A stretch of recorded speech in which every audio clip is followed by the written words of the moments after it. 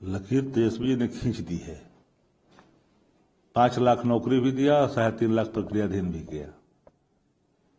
तेजस्वी जी का तेज का असर है कि उसी प्रक्रियाधीन में से कुछ नौकरियां बांटी जा रही है, लेकिन माननीय मुख्यमंत्री जी जो अचेत अवस्था में है, उनको 4 और 14 का फर्क समझ में नहीं अभी है।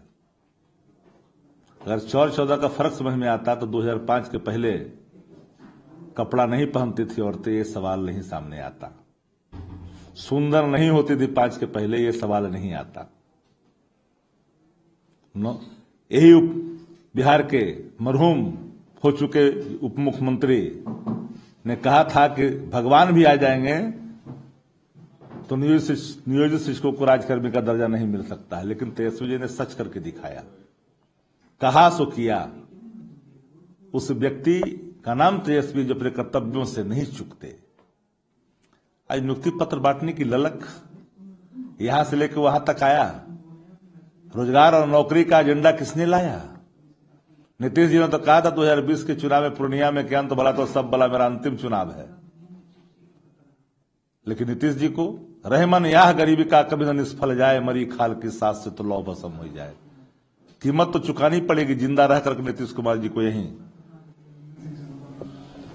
बजट के आंकड़े को लेके तो सार्वजनिक किए जा रहे हैं कि बजट में ये दिया गया वो दिया गया, लेकिन अखिलेश यादव ने कहा कि महाकुंभ में मरे हुए लोगों के आंकड़े क्यों नहीं सार्वजनिक हो रहे?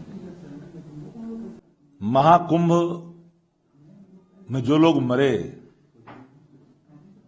उनके प्रति संवेदना व्यक्त करने की बजाय, उस आंकड़े को लाने की बजाय ऐसा बयान दिलाया जा रहा है कि मोक्ष को प्राप्त कर लिए।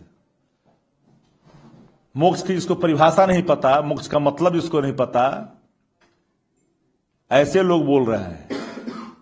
एक शंकराचार्य ने तो ठीक ही कहा कि जो लोग कह रहे हैं कि मोक्ष मिल गया है उनको लाइए ना, हम ही मोक्ष दिलवाते हैं।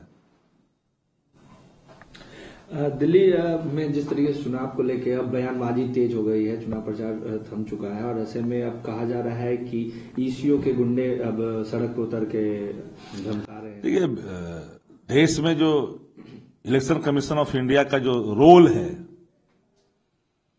वो सत्ता प्रतिष्ठान की ड्योढ़ी का एक मुलाजिम की हो गई है।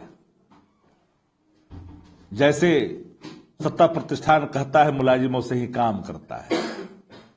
इस रूप में बिहार भाजपा जैसे नीतीश कुमार जी को कहता है, जितनी चाबी भरी राम ने उतना चले खिलौना। वही है देश के संस्थाओं का हाल, वही है बिहार के मुख्यमंत्री का हाल। प्रधानमंत्री मोदी कल कुंभ जाएंगे, वहां पर स्नान करेंगे। देखिए, कुंभ स्नान तो कई लोगों ने किया, लेकिन जो मर गए उनके आंकड़े कौन बताएंगे? इतने लोगों ने जो अव्यवस्था के कारण जाने गंवाई, इस आंकड़ा को क्यों छिपा रहे हो? गंगा के नहाने से कथिक जीव तर गए, पर बेंगवा न तरे और गंगा बीचे घर है। राहुल गांधी का भी बिहार दौरा है कल, क्या कहेंगे? राहुल गांधी जी आ रहे हैं। जगलाल चौधरी साहब जो शराबबंदी कानून लागू किया था, उनके जयंती पर आ रहे हैं।